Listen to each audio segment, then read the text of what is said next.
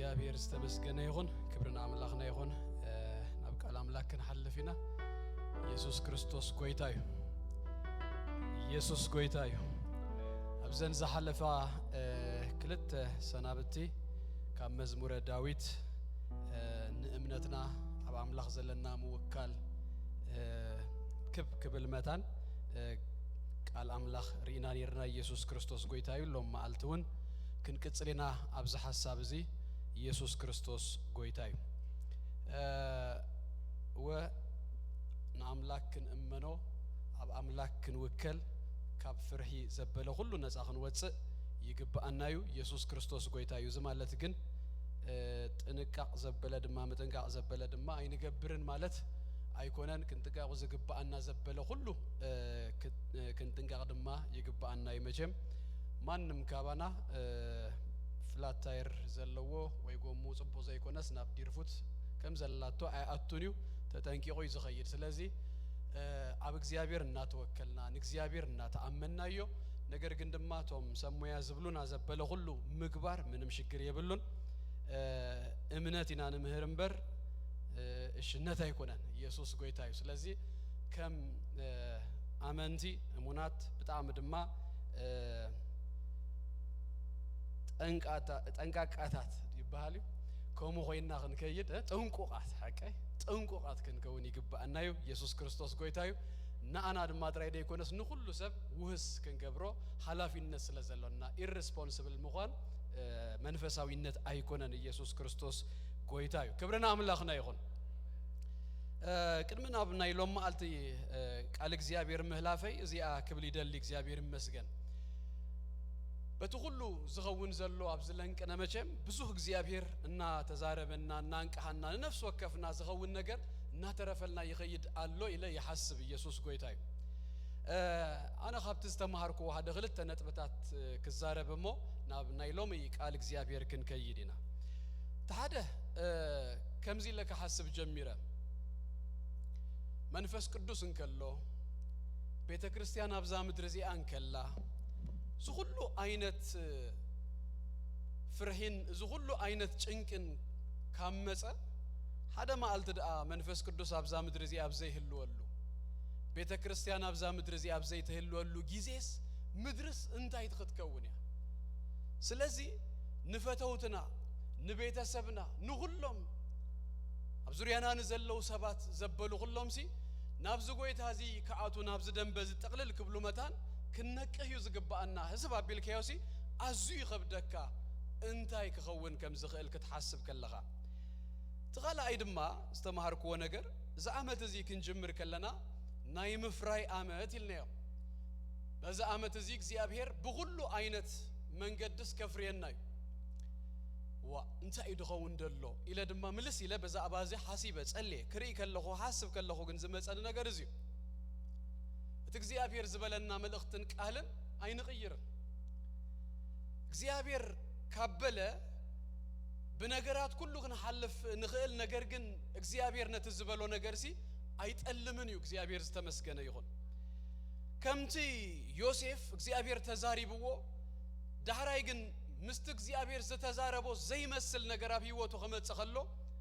ከምቲ ቃል እግዚአብሔር ዝበለና እቲ ቃል ንዮሴፍ እንታይ ገበሮ ፈተነ ወይ ድማ በትቃል ሲ ቴስትድ ኮይኑ ዮሴፍ ስለዚህ ትቃል ቴስትድ ከኸውን ይኸልዩ ነገር ግን አማእኸል አቲና እግዚአብሔር ስለዘይቀይር መልእክትን ህናውና ይንቀይረን ኢየሱስ ጎይታዩ ጎይታ ከምዚ ይልዎም ንደቀ መዛሙርቱ ንሳገር ይልዎም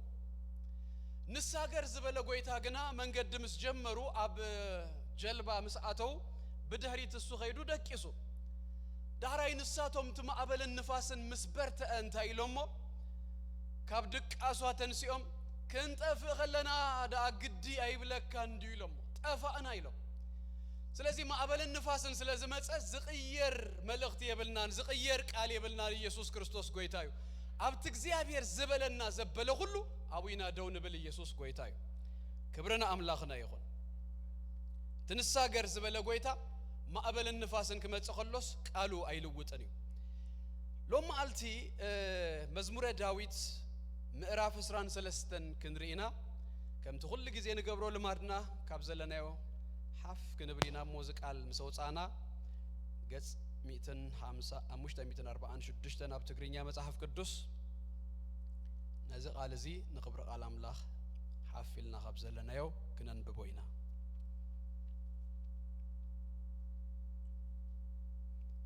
በስመ ኢየሱስ ከንብቦይ እግዚአብሔር ጓሳዬ እዩ ዝጎለኒ የብለይን አብልሙ ሸኻ የውእለኒ ናብ ዝአርፈሉ ማይ ይመርሃኒ ንሱ ንነፍሰ የህደአ ምእንተ ስሙ ኢሉ በመንገድ ጽድቂ ይመርሃኒ በትርኻን ምርኩስካን የጸናናአኒዩ ንስኻ ምሳይኻሞ ብርባርባ ድነሞት እኳ እንተ ኸድኩ ክፉ አይፈርህኒ ንስኻ አብ ቅድሚ ገጸላእተይ ማዕዲ ተሰርአለይ ንርእሰይ ብዘይቲ ትለኽዮ ጽውአይ ይንጅርብባሎ በሐቂ ሳህልን ምህረትን በሁሉ እድመይ ክስባኒን አቤት እግዚአብሔር ከአ ንዘል ዓለም ክነብሬ ኩላትና ንጸልይ ሐጢር ጸሎት ናይ ዘላለም አምላክ ቅዱስ እግዚአብሔር በጎይታ በክርስቶስ ኢየሱስ ስም ደግምና ነመስግነካለና ስለ ምህረት ካን ጸጋኻን ስለ ተሁሉ ሰናይነት ከእግዚአብሔር ስለ ሳህለኻ ክብርን ህበካለና በስም ኢየሱስ ክርስቶስ ስጅድማ ወአምላኽ ንቅዱስ ቃልካ እግዚአብሔር አቦ ቆሬስካ ክትበና ክትመግበና ክትዛረበና በሽም ኢየሱስ ክርስቶስ በቃልካ እግዚአብሔር አቦን ህይወትና ክትመልኦ ንልምነካ አሎና የእንትና ክትከፍት እግዚአብሔር አቦ በብርሃንካ ብርሃን ክንርኢ መታን ንልምን ካብ ቃልካ ተአምራት ክንርኢ ሲጎይታ በሽም ኢየሱስ ክርስቶስ የእንትና ኸፈተልና ዝቃል እዚ እግዚአብሔር አቦ ጸጋ ተመሊኡ በመንፈስ ቅዱስ ናብ ነፍስ ወከፍና ስለ ዝመጽ 33 ሚእት ድማ በህይወትና ስለ ዝፈሪ ነመስግነካለና ናይ ዝዛረ ባሪያኻውን እግዚአብሔር ክድግፈኒ ተአብልበይ ዘቀመጥ ካዮ ጥራይ እግዚአብሔር አቦ ከይወሰኩን ከይግደልኩን ከሕልፍ ክትረድአኒ በኢየሱስ ክርስቶስ ስም እልምነካለሁ ጎይታ ንቃልካ ከም ቃልካ ጌርና ነፍስ ወከፍና ድማ ስለ ንቀበሎ ንህይወትና ድማ ስለ ዘልውጠልና ነመስግነካለና በስም ጎይታ ኢየሱስ አሜን ጎይታ ባረኩም ኮፈሉ እግዚአብሔር ይመስገን ዘሐለፈ ክልተ ሰናበቲ ክልተ መዝሙራት ሪና መዝሙር 46 ዘሐለፈ ሰንበት ድማ መዝሙር 27 ሎም ድማ ናብ መዝሙር 23 መጽናለና መዝሙር 23 ካብ መጽሐፍ ቅዱስ ካብ ዘለው ምዕራፋት እታ አዚያ ምናልባት ፌመስ ምዕራፍ ህብብቲ ምዕራፍ ክትከውን ትኽእልያ ብዙ ሰብ ዝፈልጦ ክፍሊ ናይ መጽሐፍ ቅዱስ አሎ ማቴዎስ 6 ሉቃስ 10 ሓደ ዘሎ ዝናይ ጎይታ ጸሎት ተባሂሉ ድፍለጥ አቦና በሰማይ ተነብር ዝብል ዋላ አቤናይ ክፍሊ ከም ዘላ ዘይፈልጥ ሰቡን ከም ምፍላጥ ይፈልጦይ ብዙ ሰብ ድፈልጦ ክፍሊዩ ግን እታ ጸሎት በሙሉ ምዕራፍ አይኮነትን ክፋል ናይት ምዕራፋት ያ ዘላ ማለት እዩ በጥቅስ ደረጃ ድማታ አዚያ ፍልጥ ጥቅሲ ዮሐንስ ወንጌል ምዕራፍ 3 ቁጥር 16 ዘላ በምዕራፍ ደረጃ ከመጽኸሎ ግን መዝሙር 23 ብዙ ሰብ ዝፈልጦ ብዙ ሰብ በቃሉ ዝብሎ ብዙ ጊዜ ንደጋግማን ንጠቅሳን ምዕራፍ ያ መዝሙር 23 በጣም ብዙ ተወቀቡ ቃላት ጌሩ ዳዊት በዘገርም መንገዲ ዝጸለዮ ወይ ድማ ዝዘመሮ መዝሙር እዩ መዝሙር 23 ገና ከጅምር ከሎ እግዚአብሔር እንታይ ይብሎ ጓሳዬ እዩ ዝጎለኒ የብለይን ይሉ ዳዊት ምስ እግዚአብሔር ንዘለዎ ርክብ በምንታ አይነት መንገድ ይገልጾሎ ጓሳን አባጊን ዳዊት ባዕሉ ድማ ጓሳ ስለ ዝነበረ ናይ ጉስነት ነገር ናይ አባጊ ነገር ጽቡቅ ጌሩ ስለ ዝፈልጥ ዳዊት ምስ እግዚአብሔር ዘለዎ ርክብ በጓሳን በአባጊን መስሉ ነዝ መዝሙር እዚ ዘሚሩልና ኢየሱስ ክርስቶስ ጎይታዩ ደቅ እስራኤል ኩላቶም ናብ ግብጽ መስመጹ ጓሶት ተባሂሎም እዮም ሙሴውና 40 ዓመታት ደአክል ናይ ዩቶር ናይ ሐሙኡ አባጊ ጓሲዩ በአብዩ ድማ ጎይታና ኢየሱስ ክርስቶስ አብዩ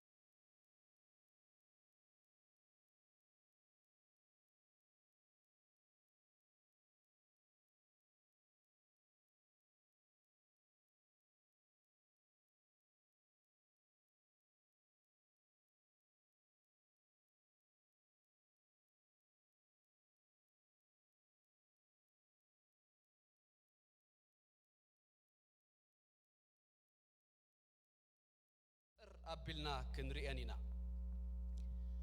ناي بقي بحرين تأيو بقي مجمريا كابت بحريات هذا كل جزء مراهي الليا انتهي مالتي كلبي ويرقبيت قالك هبجز أخيدا نحرت أفئة نبجز أنا مملا سايتشجرني دخونا قلبي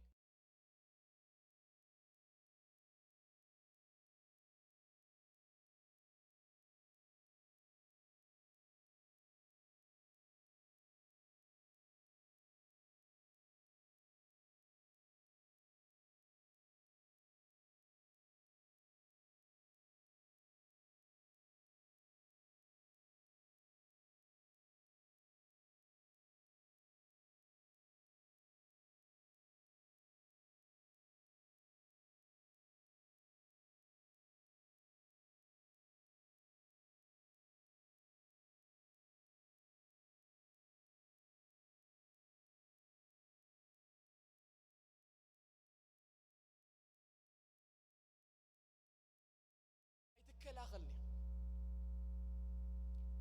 قال انسسات انت ياللوم صبق زخونه سنلوا قال صلاي انت مصص كبلوا دخلوا وي صبق قرنلوم بوغيرم يواغو وي ون اشوخون زلوم الله انسساتات صلاي انت مصوم سي بوغيرم تاي غبرو يكلاخلو نغزا رسوم وي دما بጣም ፈጣናትዮም ስለዚህ በጉያ ገሮም يملطو ማለት أباقي إجن كم زعينة بحرية بلنن سلاسي الجوين بتأمل بز عينة area من نجار سلاسي بالله أمني أتوكل أب قاسا أتوكل قاسا أيو زكنا غنا قاسا أيو كاب كفو زهلوها مالتيو يسوع كريستوس قويتاي سالساي مستي كلا أيزبل كوا حساب زغيديو أباقي بتأمل فرحاتي دمبربر يوم زبلو نزخنا سب نحر تبع خوينو جقنا خوينو أنبسا قال لي إخا تبلومش حتى السقاس بقي إخا أي تبلون إخا درجة خماني يقريت أقبروا لي كم تعرف يمش إذا بقي إتهالكاسي بزح positive كمان يكون anyway سلازي أباقي إسي فرحات يوم جن أبا يوناتهم تمكحت زلو أبقواسه أبتو مقواسة آتين أبتو قواسة إن كوينن ناتو كير ناتو حلوة يوبكا أتي نأن تعرفن مالتو يسوع كريستوس قويتاي رابع أيدما أباقي ويدما باقي تايا نسو هايكونتن ناماي آتيوم جزاء رسوم زتريو انسسالو قلدما انتاي قبرو يحكخو كتريو متى نجزاء رسوم قلد ما كملام بملاسا جيراس نجزاء رسان تاي تقبرو تزريو إنها لحست بقى تزريو بقى يجن كم وايد تقبرنيا نمسر هاي زي تخيل even نمسر هايون أبغاسا depend تجبرت إنسسا ننا بقويتنا يسوع كريستوس بدم قويتنا يسوع كريستوس تحس ابننا نسأرينا نبت هبرت نا أملاقنا دعاتنا ما ألتاون كنا بركلنا مزراي ناي قويتانا مزراي ناي زوجاسانا زدلينا فترتنا يسوع كريستوس قويتاي قالون ببجزيون تاي قبرنا يحسبنا يزرينا سلسي تقواسايون نازري زنبرنا كالدما هموشاي بقي مقبا بقلا تركب انسساون يكونت زمرها يدليا كم تقل قال بقى حويراب قال دهيبا قوصل قال ايتمصريا نابت لمو شيخا دهرايون كن مصوينا اتي غواسايون نامرها زأتوان زمرها نمبر بعلات مقبس ايتركبنيا مسود ما زغيد شادو شاي اباقي كمزي قلطيفو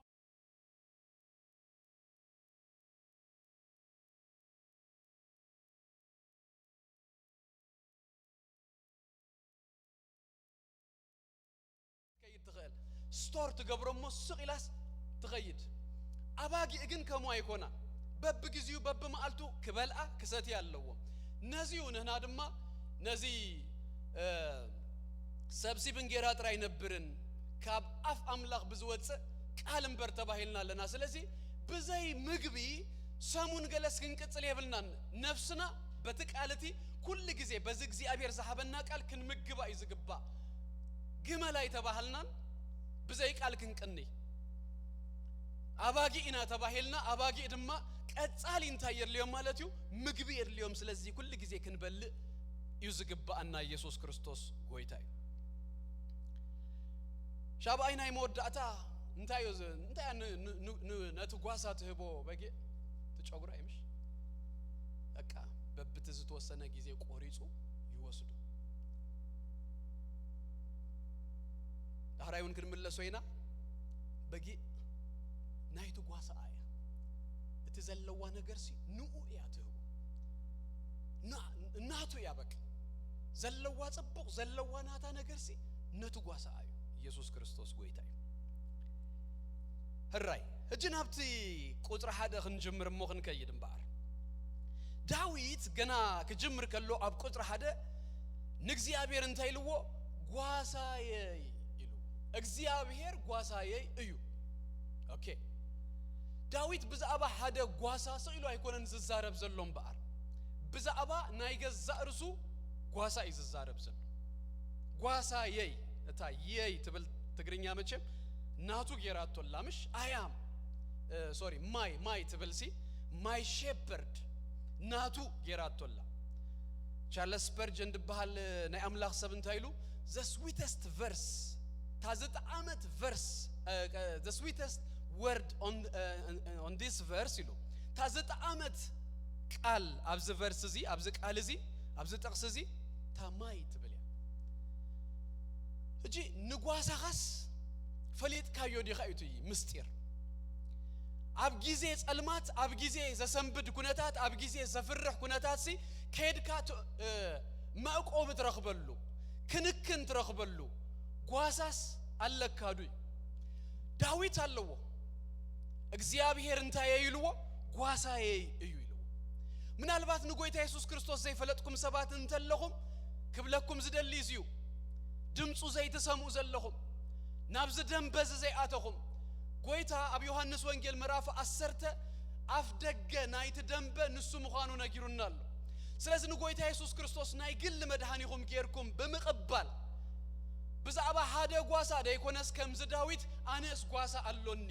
ሽግር እንተመጸ ዝሆነ ነገር እንተመጸስ ሐዲመ ዝቆበሉ ሐዲመ ዝህባሉ ናቱ ክንክን ዝረኽበሉ ሐለዋ ናይ ጓሳይ ዝረኽበሉስ አለን ንብሎ ፐርሰናል ጌርና ጓሳ አሎኒ ክንብል የድልየና ኢየሱስ ክርስቶስ ጎይታይ ንዳዊትም በአርኔርዎ በጊ ካለ ድማ አንተ ይውን ጠቂሰዮን የረቁርብ ምዛ ሐሳብ እዚ ትኸይድ እንታያ ናይ ዋይልድ አኒማል ናይ መሮር እንስሳ ይኮነተን ናይ ገዛያ እንታይ ማለትዩ ዋና አለዋ ስለዚህ ዳዊት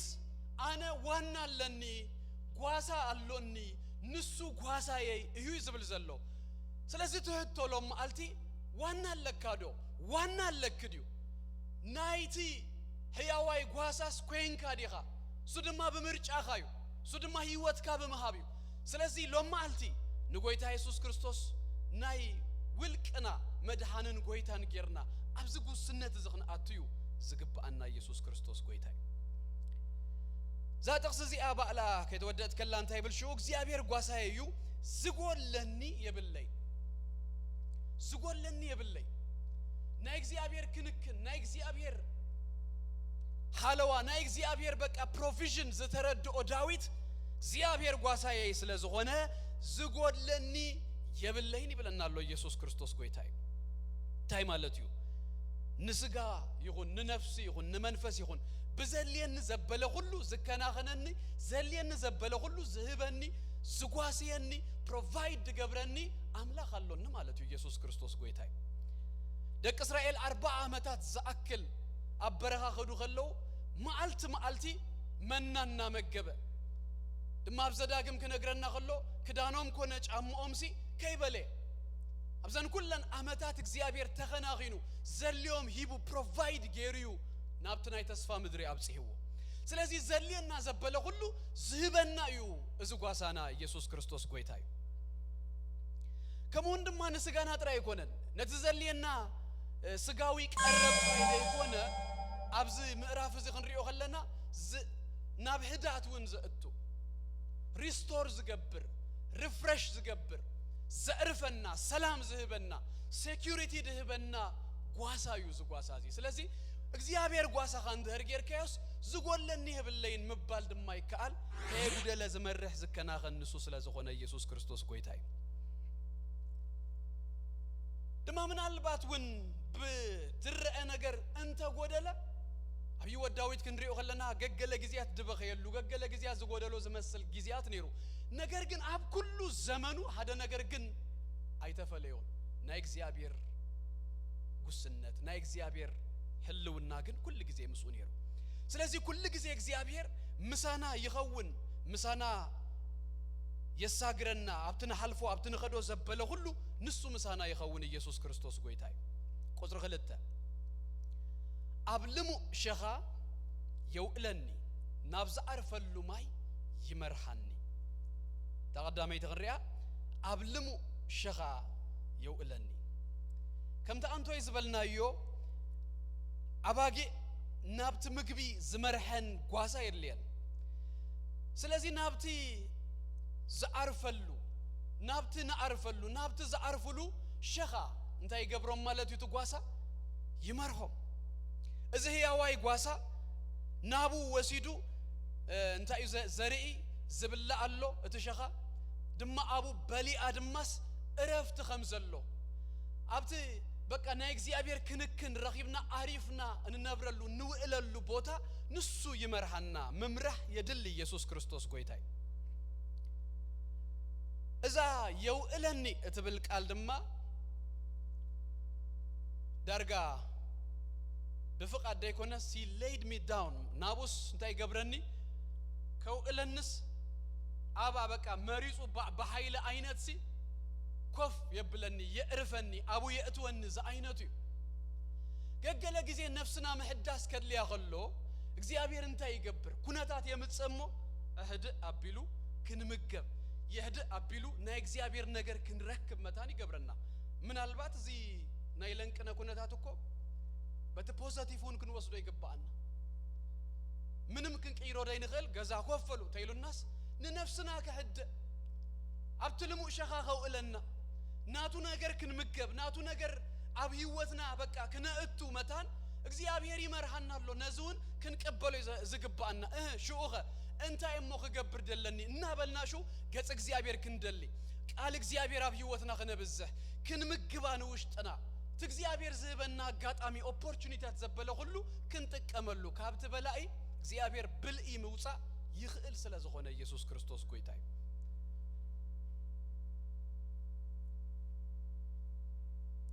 ናብዝ አርፈሉ ማይ ይመርሐኒ ገለ መንገድታት አደገኛ ስለዝኾኑ ናይቲ ጓሳ መሪህነት የድልዮ ናብትና አርፈሉ ማይ ድማሱ እንታይ ገብረና ማለት ይወስደና ይመርሐና ናርፈሉ ማይ ይተባሂሉ ደሎ አብዝ ክፍል እዚ ማይ በእንግሊሽ ድማ ክሪዮ ከለና ስቲል ዋተር ማለት ደው ዝበለ ዘዓረፈ ማይ ገለና ያባጊ ባህር እንታዩ ካብ ወሐዚ ሲሉ በኃይል በፍላይ ዝኸይድ ማይ ካቡ አይተሰትን ያማይ አባጊ ካብ ኤንድ ሰትያ ካብቲ ርግ ዝበለ ኮፍ ዝበለ ማይ ደው ዝበለ ማይ ካቡ ኤንድ ሰትያ ስለዚህ ትንፉ ጓሳ እንታይ ይዝገብር እቲ ማይ በኃይል ዝመጽ እንድሕር ኮይኑ አባጊ እናቱ አይሰትያኔን ማይ ይፈርሐየን አክቹአሊ በባህሪየን አባጊ ከምዚ አብቲ ጨጉረን ማይ ሂዙ ዳህራይ ድጥሕላ ድወስደን ይዝመስለን ስለዚህ ተሪኹም ዋላ በጊዜ ዝናብ ገለ አባጊ አይፈቷኔን ማይ ዝፈቷ አይኮና ስለዚህ ነቲ ማይ ከሕዳ አለን ክኽእል አለው ስለዚህ ትንፉ ጓሳ እንታይ ይገብር ናብላዕሊ ደይቡ ኸይዱ አበይተ አማን የእትዩ ብዝተወሰነ ዳይሬክሽን አቅጣጫስ ነቲ ማይ ከምዝ ሐድ ይገብሮሞ ካብቲ ህድ ዝበለ ማይ ሽኡ ታይገብራ ማለት ይሰትያ ኢየሱስ ክርስቶስ ጎይታይ አማ አገልቲ በቃ ረብሻ ዝበዝሖ ነገር ግን ንአን እርፍ ኢለን ድሰት ያሉ ይገብረለን ኢየሱስ ክርስቶስ ጎይታዩ እጅኮ ገገሌናስ እዚ ንሙከሮለና እንተ ዘይኮይነ ሁላትናው አማ አገል በቃ ነውጽ ዝበዝሖ ዓለም ጎይታና ግን ዝጓሳና ግን የእርፍ አብሉ ነትናቱ ነገር የጽግበና የስተየናል ዓለም ኩሉና ተናወጸት ከላ እረፍትን ሰላምን ይመልአና ኢየሱስ ክርስቶስ ጎይታዩ ህድ የብለና ክብርና አምላኽና ይሁን አብት ኬዎስ አብት ረብሻ ዘለዎ ዓለም ንሱ ግን ከይዱ ቀድሙ ከምተ ያዋይ ጓሳ ደው አብሉ ክንሰትዮ ዝንዘለና ዘበለ ነገራሲ ህድ ኢልና ክንሰት ይገብረና ኢየሱስ ክርስቶስ ጎይታዩ ንሱ ይሉ ድማ ቁጥር 3 ንነፍሰይ ይህዳ ንሱ እንታይ ይገብር ንነፍሰይ ይህዳ he restore my soul he refresh my soul ወይ ድማ በሐድሽ ትርጉም እንታይ ብሎ ሐድሽ ኃይል ይህበን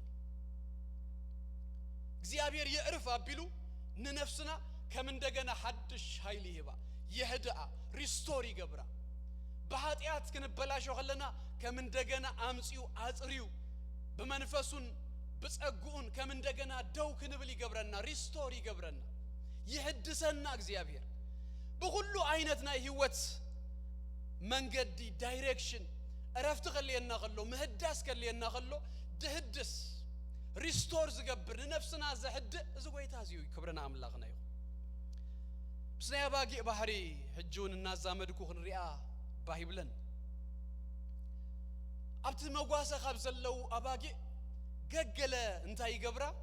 ካብት መጓሰ ተፈልየን ይጠፋ ስለዚህ እንድሕር ተፈልያ ተኸይድ ትጠፍ አላ እንድሕር ኮይና ድማ አውሬ ክበልአይ ከምዝና ገበረት ተሸግር በጊ እንታይ ይገብራ እትጓሳ ኩል ጊዜ እናጠፈት ኩል ጊዜ ካብት መጓሰና ተፈልየት እንድሕራ ሸጊራቶ ስህብ ሀቢሉ እግራስ ስብር ይብሉ እግራ መሰበራ ሽኡ ምጉያ ይትخلنيا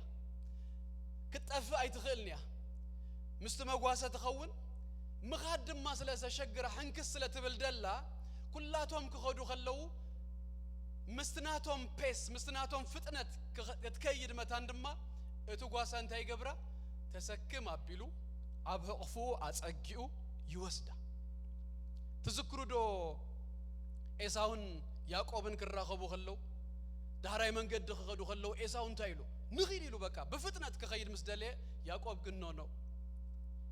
ህፃናት አለው ዘሐመም አለው ናታይ ክንክን ዘልየን አለው ስለዚህ እነዚኦም ብናቶም ፍጥነት የዘኸይድ ደሃን ስኻኪድ አነስ ምስኦም ብናቶም ዝጉምቲ የዘኸይድ ይሉ ስለዚህ ተህያዋይ ጓሳ እንታይ ዝገብር ምስታ ዝፈጠነት አይኮነን ዝፈጠን ንሁሎም ይህደ አቢሉ ታይገብር ምስታ ዝተሰብረት እጂ ምስታ ሕጅ ተሐከም ደላ ነአ ተሰኪሙ ምስት ካለ መጓሰ ይወስድ ኢየሱስ ክርስቶስ ጎይታይ ክብረና አምላኽና ይሁን ስለዚህ ተጸጊያ ናብህቅፉ ፍቅር ጸጊባ መስቀነየት ምስሐወት ሱዩት ሪስቶሬሽን ሪስቶር መስኮነት ሹን ሀብት መጓሰ ተአቱ አይተጠፈን ከም እንደገና ነሐዋሩ ምድሃን ይሆነላ ነሐዋሩ በቃ ካብቲ መጓሰ ካብቲ ጓሳ ዘይት ፍለይ ኮይና ተነብር ኢየሱስ ክርስቶስ ጎይታይ ሃደ ጊዜ ከምዚ ዝበዝሐ ጊዜ ድማና አናንታይ ዝገብረልና እጂ ብቃሉ ጌሩ ንነፍስና ይመልሳ ይህድሳ መዝሙር ዳዊት 10:9 ተኸሙ እንዲድብል ብቃል እግዚአብሔር ጌሩ ንነፍስ እንታይ ይገብራ ይመልስ ይሉ ንቃል እግዚአብሔር ክዛረብ ከሎ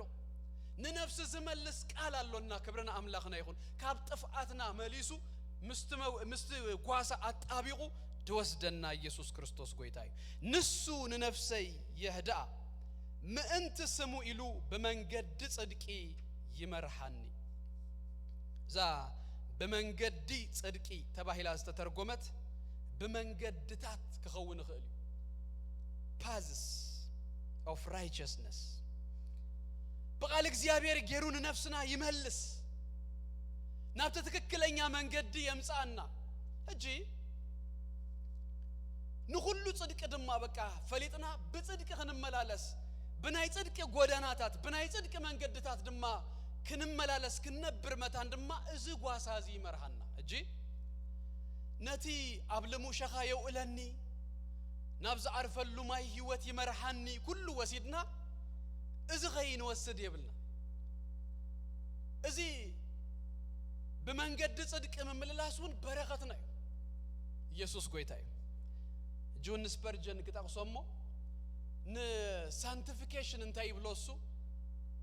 the blessing of sanctification ናይ ቅድስና በረከታት በቃ በቅድስናው ንግነብር እግዚአብሔር ይኮ ዝባረከና ኢየሱስ ክርስቶስ ጎይታዬ ካብ ኃጢአት አውጽዩስ ናብቲ ጎዳና ጽድቂ አምጽዩ በቅድስና ናአምላክ ባህ በዘብል ህይወት ይባረከናሞ ቡና መርሃና የመላለሰና የምብረና እዙን ናይቱ ጓሳና ክንክንዩ በገዛ እርስና ክንገብሮ ዘይንخል ሰብ በገዛ እርሱ በኃይሉ አይብርትእንዩ ተባሂሉሎ ኢየሱስ ክርስቶስ ጎይታዬ እሱ ግን የበርታአና ቁጥር 4 በትርኻን ምርኩስካን የጸናና አንዩ ንስኻ መሳይኻሞ ብርባርባ ድነሞት እኮ አንተ ኸድኩ ክፉ አይፈርህኒ ኦኬ እጂ ካብ ቁጥር 4 ቁርብ ናይዝ ምዕራፍ እዚ ሐሳብ እኮ ቶን ሐሳብ እኮ ደይኮነ ቶን ቁርብ ይቀየር هذا easily ንሪኦ ብዛዕባ እግዚአብሔር ጓሳዬ ይዩና በለ as a third person ክዛረብ ጸኒሁ እጂ ግን ንግዚአብሔር ባዕሉ ብሎ ጀሚሩ በትርኻን ምርኩስካን የጸናና አንዩ ንግዚአብሔር ባዕሉ ክዛረቦ ጀሚሩ ድማ ካብ እረፍቲ ካብ ልሙሸኻ ገለስ እጂ ናምንተ አይነት መጽዩ ናብርባርባ ድነሞት ናብ ጸልማት አይነት ነገር መጽዩ ማለት ነው ስለዚህ እግዚአብሔር አብትልሙ ሸኻ የውለናዩ አብትና አርፈሉ ማይ ህይወት ይመርሃናዩ በዚ ኸምዛ አይነቱን ክንሐልፍ ከለና ድማ አይ ሐድገናኑ ኢየሱስ ክርስቶስ ጎይታዬ ና እግዚአብሔር ተስፋ ፍጹም በቃ አመንቲ በቃ ምንም አይነት ክፉ አይረክበኩም ነው ምንም አይነት ነገር አይመጽኩም ነው ያብይወትኩም ደይኮነ እንተ መጸ በማይ መስተሐልፍ አይከተለን ይኻ በሐው መስተሐልፍ አይከተነድድን ይኻ ስለዚህ እግዚአብሔር ምሳና ምህላው ግን ኩል ጊዜ ዋላ በከምዛ አይነት እጅና ሐልፎ ዘለና እንተ ሐለፍናውን አምላክ ምሳና ከምዘሎ ክንፈልጥ እሱ ምሳና ስለዘሎ ድማ ከምዘይን ጠፍ እዚዩቲ ና እግዚአብሔር ተስፋ ስለዚህ አብ ቁጥሪ 4 ታ ናይ መጀመሪያ ክፍል ይኽንሪያ በትርኻን ምርኩስካን የጸናና አንዩ ይብሎል በትርኻን ምርኩስካን የጸናና አንዩ ክልተ ነገር ገርወን በትርኻን ምርኩስካን ታ ናይ መጀመሪያ በትሪ ታ ናይ ካላይ ድማ ምርኩስ ዶክተር በቲ አብ ክሳዱ ዝገብሮ ቴሌስኮፕ ይዝፍለጥ ኦኬ መምህር ድማ በቾክ ባሊ ወይ ፒሮ ጥራስ ወተሐደር ተኾይኑ ድማ በዝህዞ ጠበንጃ ጓሳ ግን በምንታ ይዝፍለጥ ናይ ጓሳ መላለይሲ ጓሳ ክትሰል ተኾይንካስ በትሪ ኻተገብረሉምሽ በበትሪ ይድልል ስለዚህ እዚ ጓሳ ዚንታ ያለው በትሪ ያለው ምርኩዝ አለው ክልተ ገይርዎ ንግልተን በባህደ ክንሪያን በትሪ እንተ አይነት በትሪ መስለኩም ንውህ ድበለ ነውህት በትሪ አብ ላዕል ድማ ድልዱም ዝበለ ሰርክል ነገር ዘለዎ ኢንፋክት አቡ ሐጺን ገለዋላ ይገብሩሉ ይም ስለዚህ ትበትርት ንምንታዩ እትጓሳ ዝሕዞ እንደህሪልና ነተን አባጊ ደልዩ ዝመጽ እንስሳ እንተሎ በዝበትር ገይሩ ይዝከላኽ ዳዊት ተዝክሩ እንዲሁም ንሳኦል ከነግሮ ኸሎ ከመገርካ ያኸነዝ ትገጥሞ ሱቁ ከሐያልዩ ከምዚዩ ገለምስ በሎ ዳዊት ድማ ብዛዕባ ገዛ እርሱ ክዛረብ ከሎስ አነ አባጊ አቦይ ከሕሉ ኸለኹ አንበሳን ድብን እንተ መጸንታ ይገብሮ ይሉ ንአንበሳ ንድብ ይቀትሎ ከማን ብጭሕሙ ጎቲተ ይወቆ ይሉ በምንታይ ይዘወቆ በዝበትርዚ ዝበትርዚ ተመን እንተ መጸ ነተናባጊ ድበቃ ማንኛውም ድጎደ ነገር እንተ መጸ ርእሱ ዝጭፍልቀሉ ንጸላአቱ ዘሐርመሉ ዝወግአሉ ከምተ ዳዊት ድበሎ ንአንበሳ ንድቢ ዝቀትለሉ ስለዝኾነ ኢየሱስ ክርስቶስ ጎይታዩ በትርኻን ምርኩስካ ንዓይንታይ ገብረኒ የጸናናአኒ ኢየሱስ ክርስቶስ ጎይታይ ንአና ደማም በአር ማንኛውም አይነት ነገር እጅ ለንቅነ ደፈራራህና ቫይረስ ዲው ገለዲው እንተ መጸ አብ እግዚአብሔር አብዙ ጓሳ ናዚ ንውከል ንምንታዩ ንሱ በትርለው ነተ ዘይራዝ ጭፍልቅ በትርለው ንማንኛውም አይነት ነገር ዝትንሳአና ዘበለ ሁሉ ነገራት ዝጭፍልቅ በትር ስለዘለው አብኡ ንውከል ክብርና አምላክና ይሁን ኢየሱስ ጎይታይ በትሪ አለው በትርኻን ምርኩስካ ንአይ የጸናናአኒ ትዝሃልፎ ረባህርባ ድነሞትዩ ነገር ግን I know that እስኻ በትርለካ እስኻ ሃሌሉያ ምርኩስ አለካ ስለዚህ ይጸናና ክብርና አምላክና ይሁን ታበትር ኻላይ ስራህ እንታይ መስለኩም ዘሌዋውያን መጽሐፍ ምዕራፍ 17 ናይ መወዳታ ተቅስታት ክትሪዩ ኸለኹም ብዛባ እሽር ይዝዛረባቡ ግን ያባጊ ነገር ይነገረና ነቲ ካብምንታይ አይነት አባጊው እሽር ክትቡ ኸለኹም ይብል በበትሪ ዘሐለፈ ይሉ ይነግር ማለት ነው በበትሪ ዘሐለፈ እንደዚህ ካብዚ እሽር ሐቡ ይብ እጅ ጓሳ ዝበትሪ ዚ ካል አገልግሎቱን ታዩ ምሸት በቃ ወኢለን አብቲ ክበልኡ ገለመለ whatever ወኢለን ምሸት ከአቱ ኸለው ናብት ደንበ ከአቱ ኸለው አብት አፍደገ ናይት ደንበ ይኸውን ሞት በእቲ ጓሳ ነት በትሪ خمس ገይሩ ደው ይብሉ ስለዚህ بتحت باتري انت هاي الجبرة تحلفة بتحت باتري كحلفة خلوها يقطع مالته تتيس أنت شعتن قصيرو هانت خمسة أف الدفلته سلازي قصرن سلازي إذا باتري خان مركوز كان أنا أنيو قبل كله داوود قصنا تأبيق سلازي فلت انت هاي مالته إسحاقوا كسا كندو تتنكر عليها أتينا يا تخونسي تقصرن نتفقدنيها كير تجبريها بس أبا يسوع كريستوس قويتاي نا እግዚአብሔር ክንክን ናአና መጸናኒ ኢናዩ ክብረና አምላክና ይሁን ብዙ ጊዜ ደስ ብለን ንጠቅስላ ደጋጊ መዝብላ በዛባና እግዚአብሔር ክንክን ና እግዚአብሔር ኬር ከሐስብ ከለው መጽሐፍ ቅዱስ ክነግረና ሁሉስ ጫጉር ርዕስና ከማን ስንታ ይብለና ፍቁዳት ስለዚህ ሎምንጎስ ጫጉርና ከን ምሽጥ ከሎና ገለን ተወደቀስ ማይነስ እሰንጌሩስ እግዚአብሔር ከሳክንዱ ይፈልጣል ስለዚህ እዝባትርዚ ዘጸናን እንታይ ማለትዩ ባይ ብሽመይ ናአይ ተፈልጠኒኻ ከምዝ ሶልካ ቀትር ክትጓስ የነው ኢልካ ጥራይ ደይኮነስ ቆጪርካ ፈቂድካ ተእትወኒኻ ብዛባይ ግድ ይብለካዩ ማለትዩ ክብረና አምላክና ይሁን ኢየሱስ ጎይታዩ ቀትሪ ንጸላአቱ ይጭፍልቀሉ ምሸት ድማ ቆጪሩ ይእትወሉ ተጓሳ ክብረና አምላክና ይሁን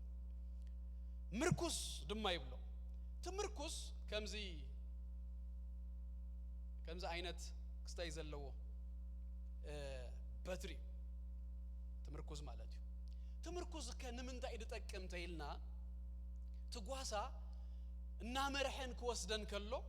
አብት መንገድ እሾህ ገለ ነገር ከጋጠም ከሎ በዝምርኩዝ ዝጌሪዩ ካብት መንገድ እንታይ ዝገብሮ ዘአልዮ ንውህድ በለዩ በዝጌሩ አጽሪ ይብለለን ኢየሱስ ክርስቶስ ጎይታዩ ጓሳና እኮ ቀቀድሜና እና ሐለፈ እሾህ ዘበለ ኻም መንገድና እና ጸራረገ ዘኸይዱ ኢየሱስ ክርስቶስ ጎይታዩ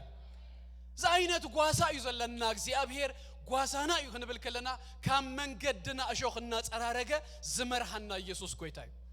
ድማ ከኸዱ ኸለው ካብት መንገድ ሸተት ኢላ ዝወደቀት በጊ እንድሕር አላን ተኾይና በዚ በትር ገይሩ እንታይ በዚ ብርኩዝ ገይሩ እንታይ ዝገብራ ካብቲ አትያቶ ዘላ ገደል ዲው ገለስ ጎቲቱ ዘውፃ ናብገለን ተወደቅና ናብገለ ሸተትልና እንተኸድና እግዚአብሔር በቃሉ ገይሩ እንታይ ገብረና ጎቲቱ የምጻና ይመልሰና ኢየሱስ ክርስቶስ ጎይታዩ ንስኻ ተቀጽላ ዘላ ቁጥር 4 ምሳይኻሞ ብርባርባ ድነሞት እኮ እንተኸድኩ ክፉ አይፈርህን ከምታ አንተ ይዝበልኩ እትቦታ ተቀይሩሎ ሆጂ መንገድ ሞት ኮይኑሎ ግና ዳዊት እንታይ ይብላሉ አይፈርህን እጆ ንምንታይ ስኻ መሳይኽ ምክንያት ዘይፈርሃሉ ምክንያት ሲ እስኻ መሳይኻ ከምተን ዘሐለፈ ክልተ ሰንበት ዝበልናዮ 46 መዝሙር ዳዊት እንተ ይሉ በቃ ምድርን ተንቀጥቀጠት ኩሉ አይነት ነገራት እንተ ሆነ እስኻ መቆቢያይ ስለዝኾንካ ክፉ አይፈርህን مقوبيه يخا بصببا نسخا فطون رديئته يخا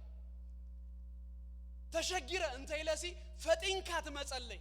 منم ነገር ዳይአግተካ ቀልጥፍካ ትመጸለይ ትህዘን ትድግፈን ስለዝኾንካ አይፈርህኒ አብስራን ሸዋተን ደማ ዘሐለፈ ሰንበት ዝራአናዮ ዘፍርህን ዘሰንብድን ኩነታትን ከሎ ካምን ዳይድ ፈረ ካም እንታይ ከዘሰንብደን እና በለካ ሐትት ከሎ ሰለስተ ነገራት ይሉ ንግዚአብሔር እንታይ ይሉ ብርሃነ ይኻ ምድሃነ ይኻ ኃይል ህይወተ ይኻ ስለዚህ እግዚአብሔር ንስኻ መሳይ ስለዘለኻ አይፈርህኒ አብዙን ከሙ ይዝብሎ ብሩባሩባ ደነሞት እኮ አንተ ኸድኩ ክፉ አይፈርህኒ ምክንያቱ ንስኻ መሳይ ይኻ ሞት ባዕሉን እንተመጸ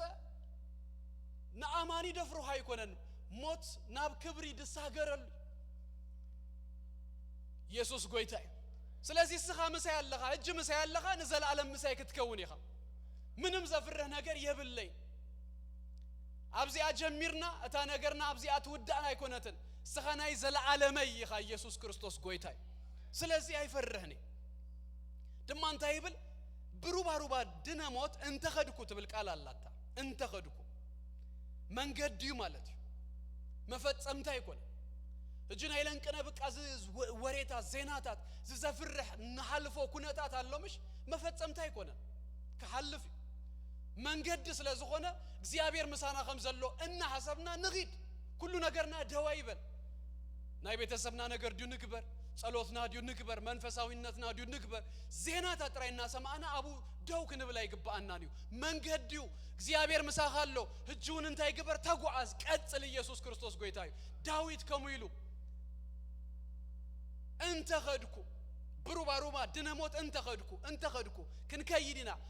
እሱ ግን መወዳታና አይኮነን መፈጸምታና አይኮነን ና መፈጸምታና ክን አቱይና ኢየሱስ ጎይታይ ቁጥሪ حمشته أبتحت زلاد مغرينا نسخة أب قدمي قد صلاتي ما أدي تسرع لي نرأسي بزيتي تلخيو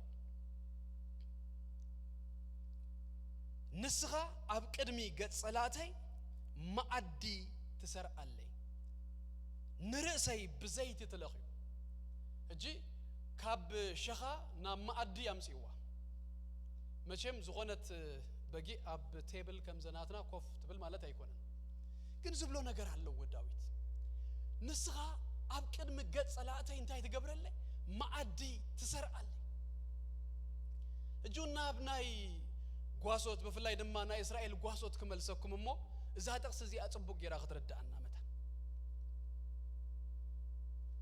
ንፉ ጓሳ አባጊው ለተመጓሰ مريهو أمسيو حدش سعر مسرخبة سقيلو فنو أبيلو بلو أي بلومني انتا يقبر نزا حدش سعري ويدما زهج حدش رخيبا موزلو مقبي مجمّر يا خيدو بعلو چيكي قبرو قال نقر كيهلو دنخسن وزيو أباقيوس زبل تمن فايبر قال كيهلو متان تشيك يقبرو تشيك يقبر كله قدوقاد اندر رخيبو كابتو قدوقاد تواتيو ترخبه إلا غتبلغ الله بقي أبو غيت نكس متان أبتو قدوقاد انتا يقبر مسلكم زيت يفسس ات زيت انتا يقبر مالتيو كابت قدوقاد زغونا نقر كبلعن يلو انتا واتسا تزيت انتا يقبرو أبو يحزو بك كواتس كمولق أيكلنيو ويد ما بت أبناء جزء رسو قدوقات أسور كوينو مالتيو يسوس كويتاي نتابع جدما رأسا بزيتي لخيو كم قال يلون تواتسون رأسا بزيت سلستلاخيات تجي الساون انتهي تقبرني مالتو كحزا أيكلنيو يسوس كويتاي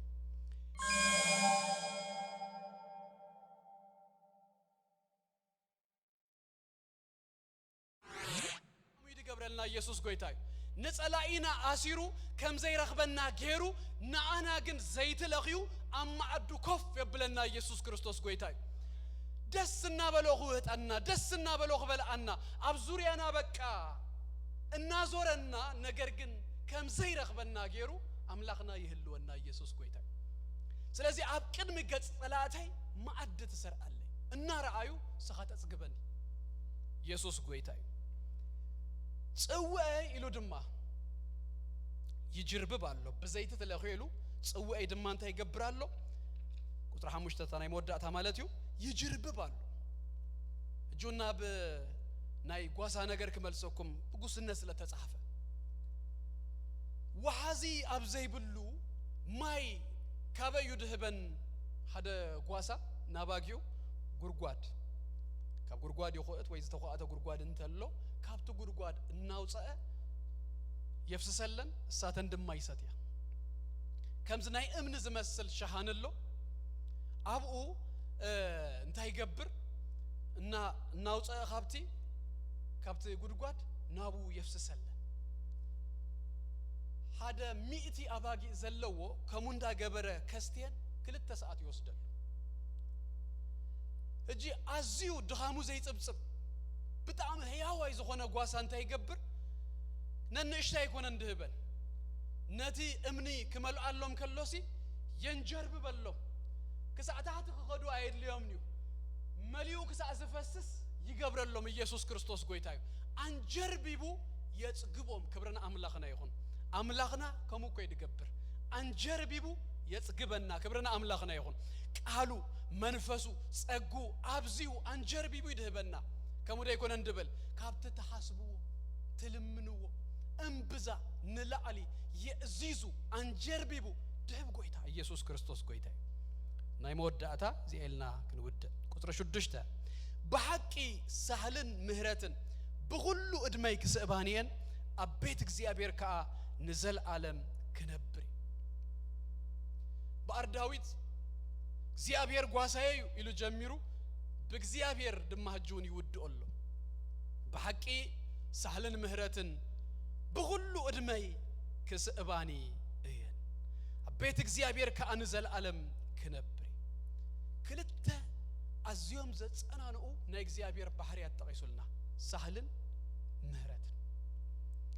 ምህረት እግዚአብሔር ሳህል እግዚአብሔር በድህሬና ከምዝመጽ እግዚአብሔር ይቀድመልና ጥራ ይኮነን እግዚአብሔር ድማ በድህሬና ሆይኑን ንድህሪት ከይንብል ከይንምለስ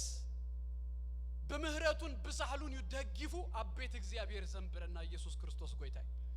ጥዊን ተበልኩ ንድህሪት ሲ ምህረት ይዘሎ ዝድግፈኒ ሳህል ይዘሎ ኢየሱስ ክርስቶስ ጎይታይ አቤቱን ዘልዓለም ክነብር ዝገብረና ናይ እግዚአብሔር ባዕሉ ባህሪዩ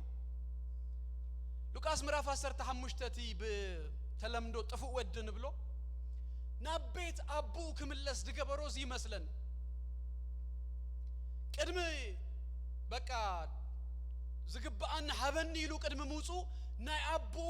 ነገር ጢሙሎ ሪእዎሎ ይፈልጦሎ አቡ ከመይ ከምዝኾነስ ገለ ቁርብ ነገርሲ ርድኢት አለው ወዝጣዓሞ ነገር አለው ስለዚህ ናቤት አቦይ ደይምለስ ክብል ከሎስ አቡ መን ከምዝኾነስ ቁርብ አፍልጦ ስለዘለው ነናውን ድማ በእምነት ተቢዕና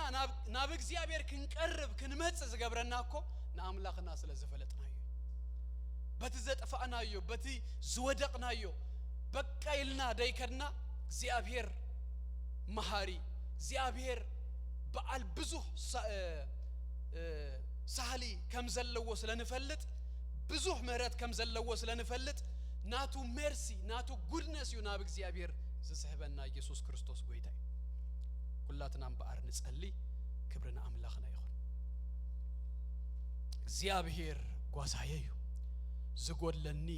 የብለይ አብልሙ ሸኻ የውእለኒ ናብዛ አርፈሉ ማይ ይመርሐኒ ንሱ ንነፍሰይ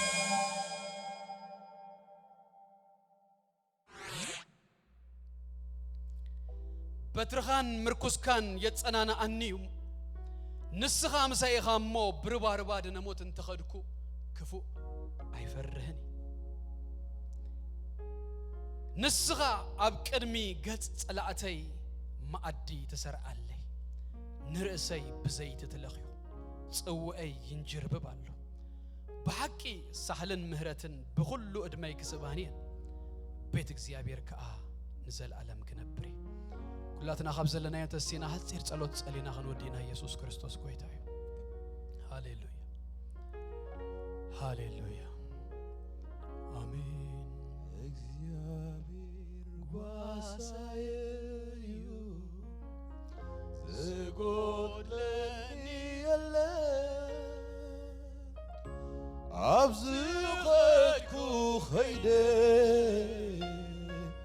መሳዩ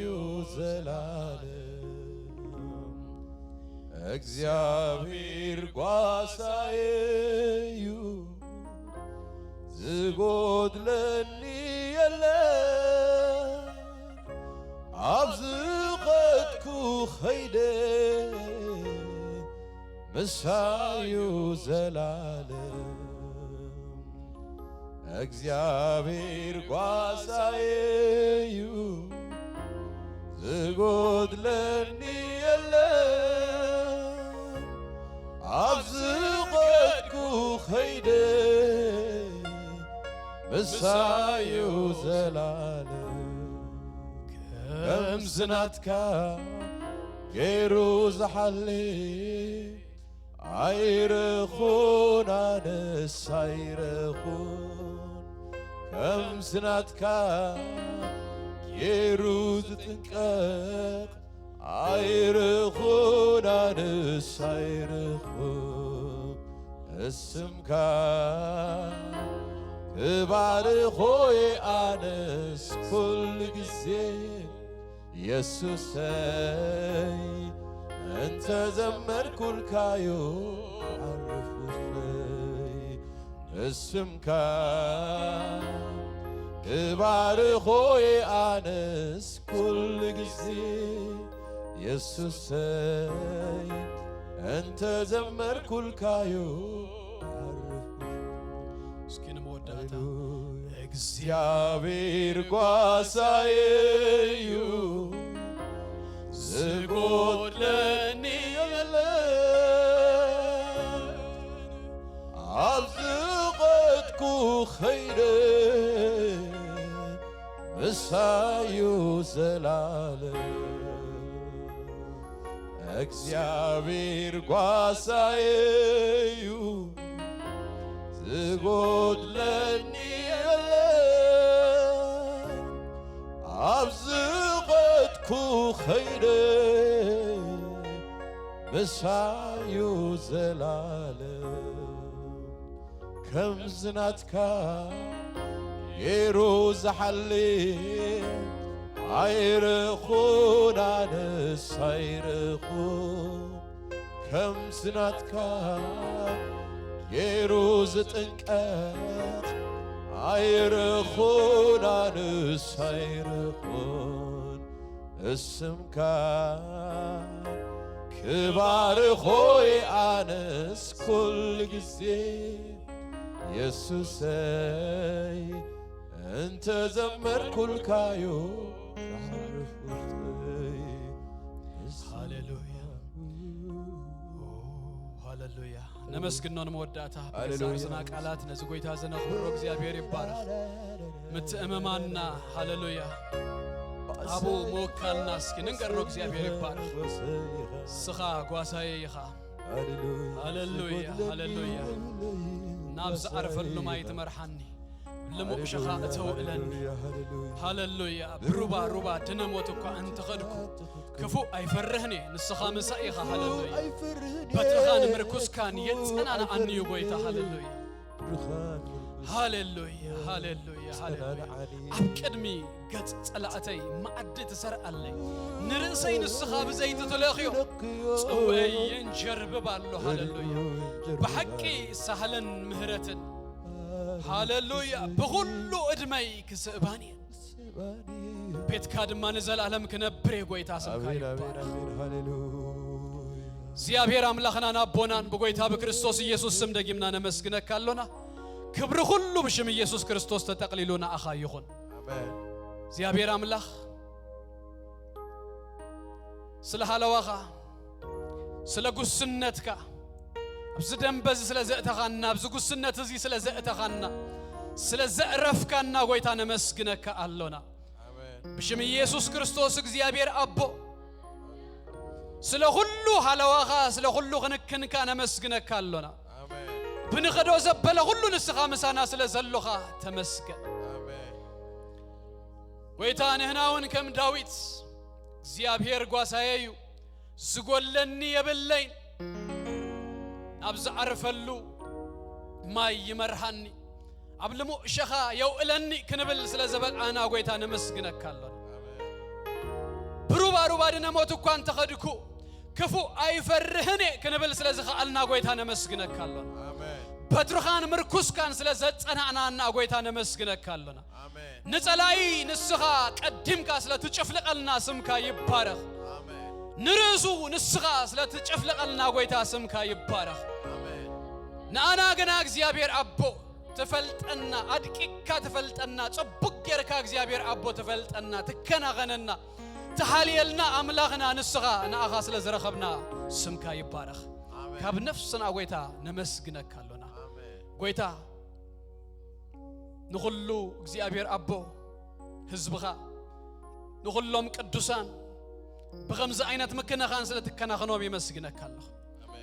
ጎይታ ስምካ ይባረክ በዚህ መዓልታት ድማ እግዚአብሔር አቦ ሰላምና ክበዝሕ ሓለዋኻ ክበዝሕ በደምካ ስለተሽፈነና ጎይታ ነመስግነካለና ንኹሉ እግዚአብሔር ዓለም